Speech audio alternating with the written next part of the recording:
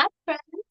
So this is Sandy, and the video that this is, or the workshop this video is walking us through is my Storybook Life 8 page. So first, let's take a look at how fun. Um, Love, right? Isn't this great? So obviously we've got some gardening, we've got some baby stuff. I absolutely love these bunnies. So that could be gardening, that could be uh, snuggling up for story time with a child. So many options. And then here we've got some great strawberry paper. All right, so let's take a look now. That's what we're going to make. What came in your kit? You've got some pearls, some string that came from the Baker's Twine Essentials Pack. I've done a bunch of cutting ahead of time for you. You won't need this instruction sheet, but the layouts are fun. So it has cutting guides inside that you could use on different paper and create your own. So on the top here, you've got this blue piece of paper and everything above it. All of these are what I want you to grab right now and take the rest of it and just, we're going to set it aside. Well, let me walk through what else is in there, but set these aside. We're going to do something special with those. So you've got these two pieces of paper and these ones here. That makes one set of pages. That's another set of pages there. There's those bunny pages, and the strawberry pages are on the bottom. After the strawberry pages, these are it's not necessarily all the ones that you need for this kit. The photo mats, it's just the photo mats that came in Stampin' Up's workshop. Then you've got a piece or a sheet of stickers. That's stickers. And this sheet, and ooh, that's weird. This one has two in it. You only need one. This one has a sheet of punch outs in it. So you'll want to go ahead and get those punched out. But again, we're going to start with just this. Grab a water bottle. So it's one big blue one, three medium-sized blue ones, three browns, three oranges, and four red circles that we're going to be doing this technique to. Excuse me. Right now, you just need, I'm going to use this as my sample. You're going to be doing it to all of these papers, but this is someone else's kit, so I don't want to mess with it.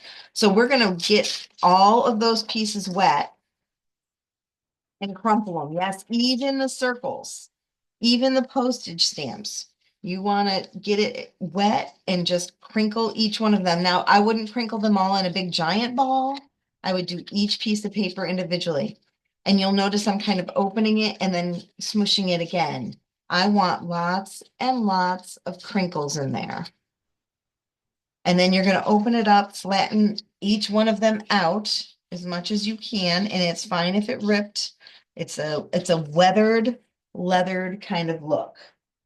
So this one I did ahead of time so that it would be dry and I'd be able to show you this. So this is a sanding block. You can take, because it's the white core cardstock, you can take a sanding block and rub it over top of that. And it's going to pull the white or pull the color off and expose the white core underneath. So I did that to each of the red circles. I crinkled them up, wadded them up, let them dry, and then sanded them. Same thing with 1, 2, 3 orange pieces. Crinkled them up, sanded them.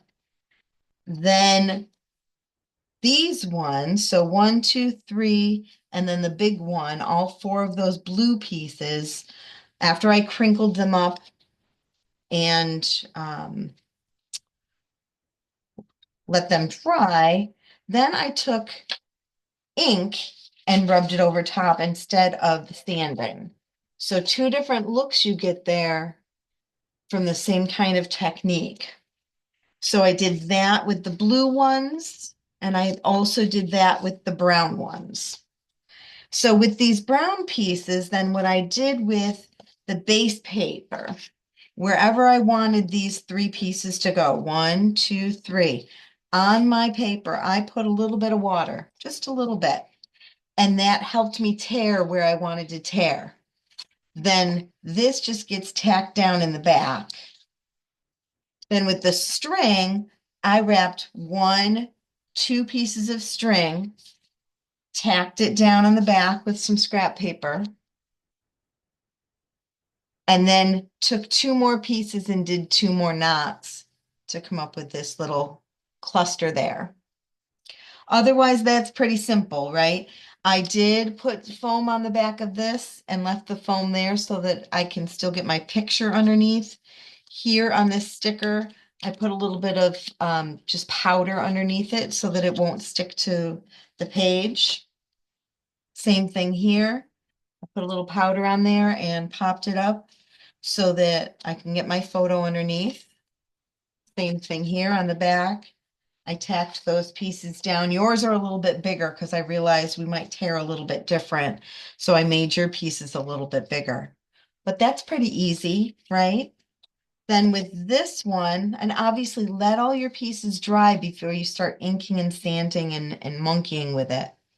This one, before you tack this down, I just took 3 pieces. So 1, 2, 3 different pieces, put tape on the back of that brown piece, and then taped it down. Same thing here, 1, 2, 3 different pieces, taped it on the back.